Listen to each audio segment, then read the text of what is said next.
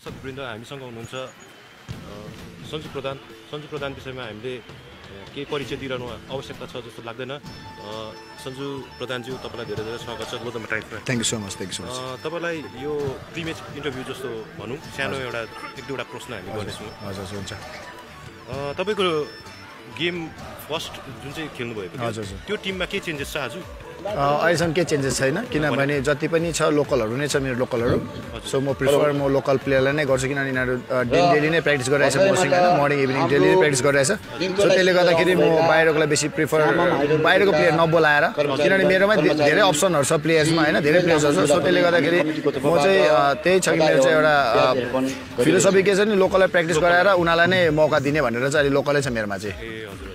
तपाईँलाई दोस्रो प्रश्न गर्दैछु है, आजको गेमबारे तपाईँको स्ट्राटेजी कस्तो रहनेछ? त्यो तपाईँहरूको नेचुरल गेम खेल्नुहुन्छ कि अलिक एग्रेसिभ पाराले तपाईँ अप्रोच गर्नुहुन्छ आज गेम? हेर्नुहोस्, ओपोनेन्ट डेफिनेटली यिनीहरू एग्रेसिभै आउँछ होला, किनभने ओपोनेन्टमा उनीहरूको एउटा मिक्स टिम छ है, उनीहरूको एउटा सलिड टिम छैन, उनीहरूको एउटा हाम्रो जस्तो एउटा कम्बाइन्ड टिम छैन, उनीहरूको एउटा मिक्स टिम छ है। इन्डिभिजुअल हेऱ्यो भने उनीहरूको क्वालिटी निकै राम्रो होला, तर अब एज ए फुटबल भनेको एउटा टिम गेम हो। सो म चाहिँ हाम्रो टिममा कन्फिडेन्टै छु, किनभने हामीले लास्ट म्याच पनि राम्रै खेलेर आएको छौँ, राम्रो टिमसँग राम्रै मार्जिनले जितेर आएको छौँ, र यो म्याचमा पनि एकदमै हाम्रो बोइजहरूको त्यही छ मेन्टालिटी कि राम्रोसँग खेलेर जाने, जित प्राप्त गर्ने। मोस्ट इम्पोर्टेन्ट एउटा डिसिप्लिन गेम खेल्ने, किनभने हार जित हुन्छ है, हार जित एउटा टिमले जित्नु पऱ्यो, एउटा टिम हार्नु पऱ्यो। सो त्यसले गर्दाखेरि चाहिँ यो एकाडेमी मेरो नामले रिलेटेड हुनुको कारणले गर्दाखेरि म चाहिँ बोइजहरूलाई त्यही भन्छु कि हामीले एउटा डिसिप्लिन गेम देखाउने होइन, कमिटीले यति राम्रोसँगले हामीले एउटा इज्जत दिएर यहाँनिर बोलाइदिनु भएको छ, जोइन गर्नुभएको छ हामीलाई। सो त्यसले गर्दाखेरि हामी एउटा राम्रो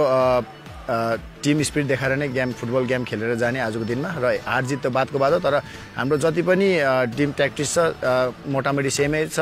जति बेला हामी एग्रेसिभ जानेछौँ त्यति बेला हामी एग्रेसिभ गरिहाल्छौँ, जति बेला हामी कन्ट्रोल गरेर जान्छ हामी त्यो कन्ट्रोल गरेर हामी त्यो म्याचको अनुसारै हामी हेर्दैछौँ त्यसमै।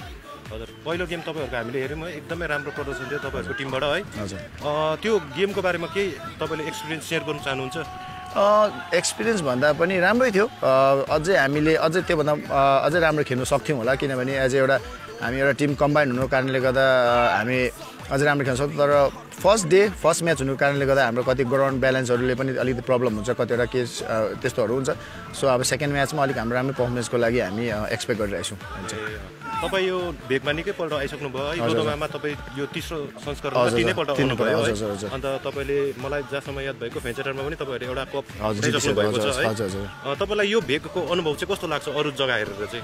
एकदमै राम्रो छ, फुटबल वाइज एकदमै राम्रो अर्गनाइज गर्छ है।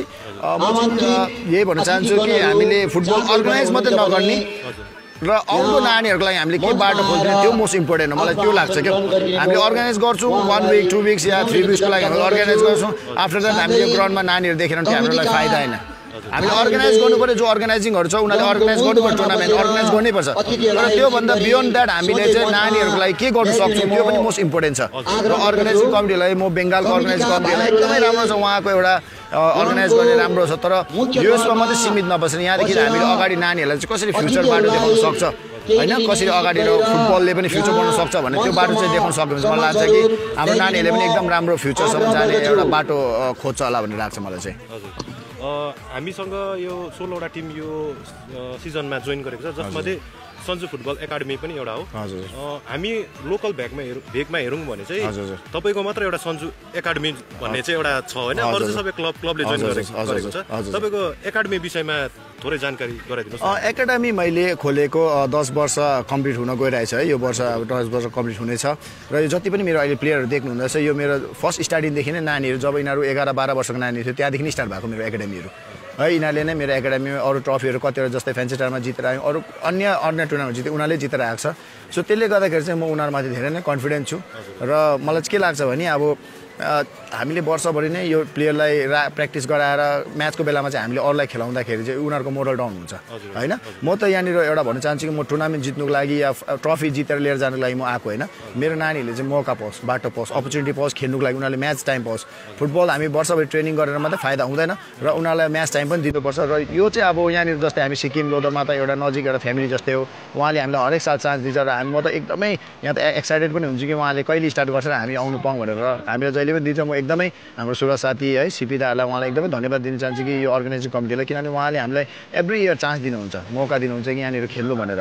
हामी जित्दैनौँ है, केही छैन, फाइनल जितेन अनि केही छैन, तर मलाई लाग्छ कि यहाँको मान्छेले एकदमै हामीलाई इज्जत दिनुहुन्छ है यहाँनिर हाम्रो सिक्किमबाट आएर एकाडेमी। किनभने हाम्रो मात्रै यस्तो टिम हो कि हाम्रो मात्रै एउटा सोमबारेको लोकल प्लेयर आएर यहाँनिर यो टुर्नामेन्टमा चाहिँ खेलिरहेको छ। किनभने अरू तपाईँले पनि देख्नुहुन्छ कि सबै क्लबले बाहिरबाट प्लेयर मगाएर है सबैजना प्लेयर मगाएर गरेर गर्छ। उनीहरूले चाहिँ के गर्छ, उनीहरूलाई ट्रफी जित्नुमा छ, उनीहरूलाई के छ अरू केही उनीहरूलाई के छ। सो त्यसले गर्दा म चाहिँ हाम्रो नानीहरूले मौका पाओस् भनेर चाहिँ म्याच हार्दिक हुन्छ, जित्नु सक्छ हार्नु पनि सक्छ केही छैन, तर हाम्रो नानीहरूले मौका पायो भने चाहिँ मलाई लाग्छ कि उनीहरू मोटिभेट हुन्छ होइन। फ्युचरको दिनमा पनि उनीहरूले हामीलाई यस्तो यस्तो मौका पायो, फ्युचर हाम्रो जाने बाटो पनि खोलिन्छ भने चाहिँ उनीहरूले एउटा आशा चाहिँ राखोस् भन्ने चाहिँ म चाहिँ उनीहरूलाई चाहिँ एउटा आशा दिलाउन चाहन्छु।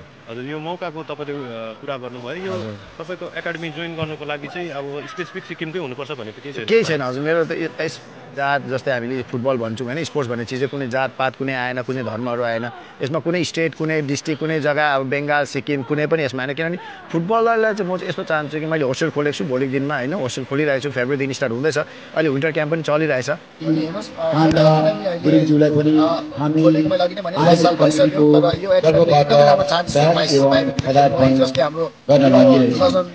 को इयरमा मात्रै हामीले प्यारामुनिक एउटा ग्यान्टकमा भएको प्यारामुनिक कप भन्ने है, त्यसमा हामी एउटा जोइन्ट विनर भएर हामी गोवासम्म जान पायौँ है, गोवा पुग्न पायौँ। अन्त हिजोस्ति हामी अन्डर 17 आई लिग कलकत्तामा हामी हरेक सालभित्र नै हामी खेलेर आयौँ त्यहाँनिर अन्डर 17 पनि।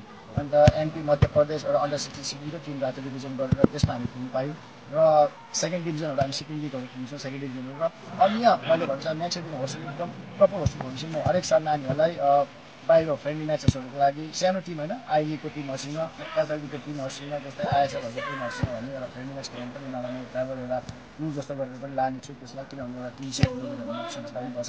सो त्यसले गर्दा यहाँ जति पनि प्यारेन्ट्सहरू अब नानीहरूको इन्ट्रेस्टेड हुन्छ, म यस्तो भन्दै जसले फुटबल हुन सक्दैन उनीहरूलाई पैसा तिरेर मात्रै म राख्ने छु, किनभने मलाई अलिक ट्यालेन्ट भएको प्लेयर चाहियो जसले चाहिँ अब अलिक सिकाउँदा पनि छिटो पिकअप गर्यो होइन, टिचरहरूलाई चाहिँ सिकायो भने हामीलाई पनि सुविस्ता पर्छ होइन, प्यारेन्ट्सहरूलाई पनि पैसा तिरेर पनि मजा आउँछ। जसले चाहिँ अब सिक्नु सक्दैन उनीहरूलाई पैसा तिरेर पनि लग्छ भने म चाहिँ त्यो चाहिँ गर्नु चाहदिनँ, किनभने यो मैले बिजनेसको लागि गरेको होइन, नानीहरूको फ्युचर बनाउनु र उनीहरूको अगाडि अपर्च्युनिटी दिनुको लागि चाहिँ मैले होस्टेल खोलेको। सो त्यसले गर्दाखेरि जति पनि यस भेगबाट है दार्जिलिङ कालिम्पोङ यता लोटोमाबाट भयो रिम्बिङ जति पनि छ यहाँ जति पनि इन्ट्रेस्टेड हुन्छ उहाँहरू आएर त्यहाँनिर होस्टेल जोइन गर्न सक्नुहुन्छ। अहिले विन्टर क्याम्प पनि हामी लागिरहेको छ। अहिले विन्टर क्याम्प त अब मोटामोटी हाम्रो मोर देन 100 नानीहरू आएर ट्रेनिङ गर्छ त्यहाँनिर है, 100 नानी ट्रेनिङ गर्नु पाउँछ। अहिले कतिजना कलहरू आइरहेको छ। अहिले हामीले कतिजना भन्छ 1 महिनामा के पाउँदैन, 1 महिनामा हामी के दिन सक्छौँ, 1 महिनामा के दिन सक्छौँ, 10 एउटा बेसी ट्रेनिङ मात्रै। सो त्यसले गर्दाखेरि हामी नेक्स्ट दिन फेब्रुअरी चाहिँ होस्टेल खोल्छौँ, त्यो चाहिँ कन्टिन्यू होल इयरै हामी ट्रेनिङ गराउने, ट्रेनिङ मात्रै होइन त्यसको बिचमा हामी टुर्नामेन्टहरू पनि गइबस्छौँ। त्यसरी अब जसरी यहाँनिर टुर्नामेन्ट आयो यति टुर्नामेन्ट पाउँछौँ हामी, अरू अन्य कालिम्पोङ दार्जिलिङ हामी अब डुवर्सहरू गराउने कलर आउँछ टिमहरूको लागि। सो त्यसले गर्दाखेरि नेक्स्ट इयर होस्टेल भने चाहिँ हामी सुविस्ता हुन्छ र त्यसले गर्दा जति पनि यहाँ इन्ट्रेस्टेड नानीहरू हुनुहुन्छ प्यारेन्ट्सहरू हुनुहुन्छ उहाँले आफ्नो नानीलाई फुटबलमै करियर गर्न चाहनुहुन्छ र फुटबलमा दिनेछु होइन, उहाँहरू आएर जोइन गर्न सक्नुहुन्छ। स्कुल पनि त्यहाँनिर गभर्मेन्ट स्कुल छ, प्राइभेट स्कुल छ, त्यहाँनिर साह्रो पर्दैन। सो त्यसले गर्दा जति पनि यहाँको प्यारेन्ट्सहरू हुनुहुन्छ इन्ट्रेस्टेड हुनुहुन्छ उहाँले चाहिँ आफ्नो नानीलाई हाल्नु सक्नु चाहनुहुन्छ। हुन्छ, थ्याङ्क यू। हुन्छ, हामीलाई समय दिनुभएकोमा धेरै धेरै धन्यवाद हुन्छ है, अनि आजको गेमको लागि धेरै धेरै ज्यू तपाईँलाई धेरै धेरै स्वागत छ है हाम्रो लोधोमा टाइम्स च्यानलमा। हजुर, थ्याङ्क यू। तपाईँलाई त्यो टिम लाइनअपमा के चेन्जेस छ कि छैन यसो जानकारी गराउनु। टिम लाइनअपमा अस्ति 1-2जना प्लेयर त्यस्तै अब इन्जुर भयो है, इन्जुरी हुनुको कारणले गर्दा हामीले 2जना जस्तो टिम चेन्जेस छ आज। प्लान कस्तो हुनेछ, अलिक एग्रेसिभ खेल्नु हुने कि अलिक डिफेन्सिभ या तपाईँको नेचुरल गेम खेल्नुहुन्छ? हाम्रो त्यो अस्ति अब जस्तो खेलेको थियो हामीले अस्ति फर्स्ट म्याच हजुर त्यस्तै प्रकारले खेल्छ आज पनि हामी, अलिकति अब राम्रै पर्फर्मेन्स गर्ने हो, राम्रै अब जित्छ भन्ने आशामा छौँ हामी पनि आज। तपाईँको भनेपछि नेचुरल गेमलाई तपाईँहरूले फलो गर्नुहुन्छ? हजुर, यसमा केही चेन्जेस हुने छैन स्ट्राटेजीमा? हजुर। तपाईँको पहिलो गेमको अनुभव कस्तो थियो यसो साझा गरिदिनुहोस् न। पहिलो एकदम राम्रै थियो, मजा आयो खेल्नु। तपाईँहरूको कुन चाहिँ टिमसँग भिडन्त भएको थियो? हाम्रो सिलगढी आजभन्दा 3 दिन अगाडि मात्रै तपाईँहरूको म्याच भएको थियो है, जसमा तपाईँहरूले एकतर्फी पाराले 6-2 को स्कोर लाइनले तपाईँहरूले डिफिट गर्नुभएको थियो है। ठिकै छ, तपाईँले थप जानकारी केही आफ्नो टिमबारे के साझा गर्न चाहनुहुन्छ आजको गेममा? आज केही एक्स्ट्रा तपाईँहरूको इन्फर्मेसन सेयर गर्नु छ कि? हुन्छ, थ्याङ्क यू भेरी मच। हजुर चाँडो गरी स्टेज अघि आइदिनु होला। राम्रो भएन होइन इन्टरभ्यू मिस राम्रो पर्फर्मेन्स भएन धेरै मिस्टेकहरू भयो पासेसहरू अन्त अर्को कुरा के होइन हाम्रो गोलकिपरले एक दुईवटा जस्तो मिस्टेक गर्यो फर्स्ट हाफ त्यतिकै सेकेन्ड हाफ फुटबल क्लब गेजिङ दाजुहरू थियो लेजेन्डहरू होइन बुढा टिम म्यानेजर तथा कोच राम्रो खेल्दै उनीहरू कृपया एकजना स्टेज अघि आइदिनु होला। आउने दिनमा यो गेम टप अब त्यही आधारले आज हामीले जसरी मुस्किलले निस्क्यौँ अब नेक्स्ट टाइम हामीले अझै राम्रो प्रिपेरेसन गरेर भाइहरूलाई धेरै कुराहरू भन्नु छ हाम्रो टिममा टिममा चेन्जेसहरू आउँछ कि कोचलाई सोध्नु अच्छा अच्छा हस् त हस् ल बधाई अनि शुभकामना थ्याङ्क अब हामी 2-0 डाउन थियो फर्स्ट हाफलाई सेकेन्ड हाफमा केटाले भनौँ है 3 गोल लाएर टिमलाई इक्वलाइज गरेर पनि फेरि 1 गोल लाएर लिड गरेर हामी जित्नुमा हामीले जित्यौँ भनौँ न है तर केही छैन अब नेक्स्ट म्याच फेरि छ अब नेक्स्ट म्याचको लागि हामी प्रिपरेसन गर्नु छ अब अपग्रेड भनौँ अब योपालि चाहिँ हाम्रो प्रायः सबै लोकल नै छ एकाडेमीकै भाइहरू अब अपोनेन्ट कस्तो छ के कस्तो हुन्छ चिनेको भाइहरू थियो उनीहरू झन् एसपिएल खेल्ने भाइहरू थियो अब उनीहरूलाई यस्तो हाम्रो टिमले जित्दा चाहिँ त्यही माथि हाम्रो लोकल प्लेयरहरू थियो सबै भाइ गाउँकै भाइहरू हजुर अब यस्तो जित्दा चाहिँ अब खुसी लाग्यो हजुर हजुर अब उनीहरू नट ब्याड सबै राम्रै थियो राम्रै खेल्यो हजुर ल हस् त थ्याङ्क यू नेक्स्ट गेमको लागि शुभकामना सहित